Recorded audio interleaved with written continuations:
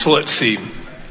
The first one I think is around work, and I started a job about a year ago that I really thought was the culmination of a lot of manifestation and was the ideal job. And I felt as though the people that I were working for were very spiritual and very connected. And then something happened recently this year where I learned that that was not really accurate anymore, or was perhaps never accurate. So the question is really around this notion of how do you go to work and stay focused on what you really want, and how do you continue to manifest the things that you know are good for you or right for you and what you really want to make happen when you're around a lot of negativity and you're around people who have vastly contrasting desires, and they are sometimes at work it feels like they're in command, if you will, and since they sign my paycheck, right,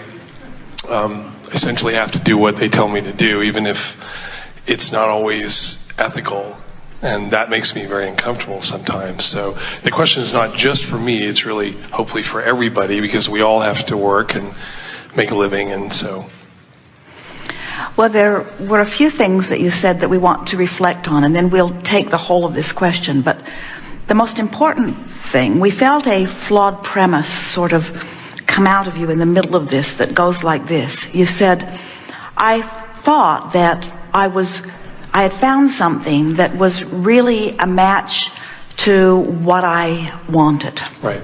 And then once in the middle of it, I found out that people who I thought were spiritual weren't. And the flawed premise that we want to point out to you is it necessary for other people to behave in ways that you deem appropriate in order for you to be in the vortex? Because if they've got to shape up and be whatever current standard you are holding them to for perfection, then you're never going to get in your vortex, because they're all going to keep wiggling around on you. That's where we began today, when we said once you let go of your need to control the uncontrollable, and then you tend to your own vortex. In other words, you could work for someone unethical and still be in your vortex. But you can't point out what you think is a flaw in someone and be in your vortex. So what it comes down to is, do you really get to set all the standards for ethics? Because that is a huge burden, you see. Where if instead what we wanted to say to you as you were beginning is, you were right on track, because this work that you found was the next logical step for you. And in other words, your intuition was right, your guidance was right. It did unfold for you in just exactly the right way. But as we said earlier, so contrast causes you to put things in your vortex, you line up with it, you come into alignment with it, and in you are, and then another set of contrasting experiences will show itself to you, which will help you move to the next place. And so there will always be something wherever you stand that could be better. That's the basis of all evolution. In other words, the alternative is, I'm done. And therefore there is endedness, and that will never be. So what you really want to say is, I really like it that I thought that this was the perfect place, and I'm glad it turned out not to be, because I like the eternal nature of my continuing to reach for something that is more. But your discomfort is not because something's wrong with these people. Your discomfort is they were catalysts that caused you to clarify with even more specificity who you are and what you want, but then your attention to them is keeping you from moving there, and you're blaming them and their unethical practices for the way you feel. Now that's just a basis, and we know that's pretty heavy duty, but just the same, you got to stop looking for love in all the wrong places. You got to stop asking them to be perfect so that you can feel good when you gaze at them. You say? I absolutely get that. I think the other piece of that question related to work is when you meditate in the morning, or you really work to get into your vortex and you're ready to go, and then you think you know what you should do, and you follow spirit, and then you get there and you're caught up in this maelstrom of swirling fear and stuff. How do you stay focused? We get it that you might be in a physical experience where there are catalytic things that cause you to pop out of your vortex. And we get it that when you do, you don't feel too kindly toward those things that you feel are the reason that you popped back out of your vortex, because after all, you want to feel good. But if you can relax and acknowledge that no matter what, you still have control of whether you're in there or not, you're going to come to really appreciate. You see, if you had what people call the good fortune, and we think it's a disadvantage, if you had an experience where you were engaged with people who just knocked themselves out to keep you happy, so you were looking to them for your approval. You were letting the way they respond to you be your guidance about the way you behave. They would, without meaning to, train you right away from your own guidance system. And you really don't want that. You don't want to do that to others, and you don't want anybody else to do that to you. So when you discover that you can look at, here's the bottom line of it. Source, who you really are from inside your vortex, would not look at a person and call them unethical. Isn't that interesting? Esther says, Abraham, you got to be kidding. Did you see what they did? You're not willing to come out here with me and admit that they shouldn't have done that?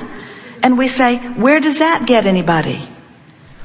Your exposure to this that you didn't want caused you to ask for more. We're looking at the more that you ask for. We're not looking back at the renegade who caused you to ask for it. We're looking at what you ask for, because we are forward looking in expansion. And when you do otherwise, you get separated. So it turns out that feeling of them being unethical, that feeling of disappointment that you feel, isn't because they're unethical. It's because you're not keeping up with your new and improved version of them. Ooh, you're not keeping up with your new and improved version of them. Esther says, Abraham, you got to be kidding. I've got to keep up with my new and improved version of them, but they don't. We say, yeah, because you've got control of keeping up with your new and improved version of them, but you don't have control with them keeping up with it. And if your happiness depends upon them keeping up with your new and improved version of them, oh, their feet are made of clay. Leave their feet alone. You have no control over what anybody else is doing, but you do have and what it comes down to, you cannot find a flaw in another, even if it's evident, and be in the vortex with the source within you at the same time. So it comes down to choices. I'm going to spend my life sorting through all of the details of manifestation and putting them into piles. Good manifestation, really good manifestation, bad manifestation, really bad manifestation. And I'm going to become political. I'm going to get the world to agree with me. Those are the bad ones, and those are the good ones, and those used to be bad, but they're not so bad now. And those used to be really terrible, but now not so terrible, but those still are really, really terrible ones. Who will vote with me on that? And we say, you just drive yourself nuts and waste your whole life trying to sort out piles of manifestation out there outside the vortex, when in all of that you have become this which you are denying while you're messing around with that. You see. So now let's get back to your question, because it was a really good one and several people in the room resonated with it. What do I do when I work for someone who seems like they have control over me? And we say that thought in and of itself is choking you off, because nobody has control over you. You are applying to a bigger law, you see. When you come into alignment with who you are, the universe will orchestrate circumstances and events for you. But if you've been looking to someone as the means, as the vortex through which your well-being flows, and then you think you've got to cater to their flawed analysis of how you're doing, that's what this conversation is about. What you're saying is, I've been thinking that my boss, first of all, I looked for the perfect boss. Didn't find one, thought I did, but turned out he's not even close to perfect. Right, so very true. I was looking for the perfect boss so that I could jump through the hoops, so that I could find my alignment through pleasing that person. And then I found out that, Then I found out that they don't make good judgments. And now I feel lost. And we say, it's because you were never to look to them anyway. And you say, well, they signed my paycheck. And we say, so? When you come into alignment with who you are, the universe will orchestrate the events for you, you see. And you could come into alignment with who you are by looking at the positive aspects of where you stand, and you could live happily ever after in this environment as it stands right now. Or, in other words, you could take a near perfect environment and focus on the flaws of it so much that you use it as your excuse to not be in the vortex. Or you could take a far from perfect environment and focus so precisely on the positive aspects of it that you could use it as your reason to be in the vortex. And being in the vortex or not being in the vortex will be the reason for everything else that comes after that. You follow? Mm-hmm. Yes. So there will come a time that you could look at them and say, there was a time when I thought I should quit because you were so bad that I could hardly stand it. But then a sort of miracle happened. The worse you were, the more I asked for. And then when I discovered I didn't have to convince you in order to be a match to what I wanted, the universe just gave me everything I wanted, and I've got you to thank for it. How do you think you come to your point of ethics? You wouldn't have one idea of what you think is ethical if you didn't brush up against what you think is unethical. That's true. The contrast is what helps you to sharpen it. And this universe that is forming, this future reality, the earth that is coming as a response to what you all are putting in your vibrational reality, into your vortex of creation, it will be better still than what you've been living because of all of that, you see. Doesn't it give you a feeling of relief not to have to hold someone to standards of perfection? Doesn't that just feel better? Yes. Your government has never been and never will be the perfect government that you want. It's always an idea. Your family never will be the perfect family that you want. It's just helping you to create the idea. And your alignment with your ideal is what brings you into harmony with who you are, you see. Helpful? Yes. Something more? Well, I don't know that there's so much more on that particular topic. I mean, I feel like the future holds a book for me along those lines to help other people do essentially what you described. So I think it is actually unfolding. It's an interesting book, because the book that you want to write, the presentation that you want to say is, you must not give a rip what the person who signs your check thinks of you. Yeah.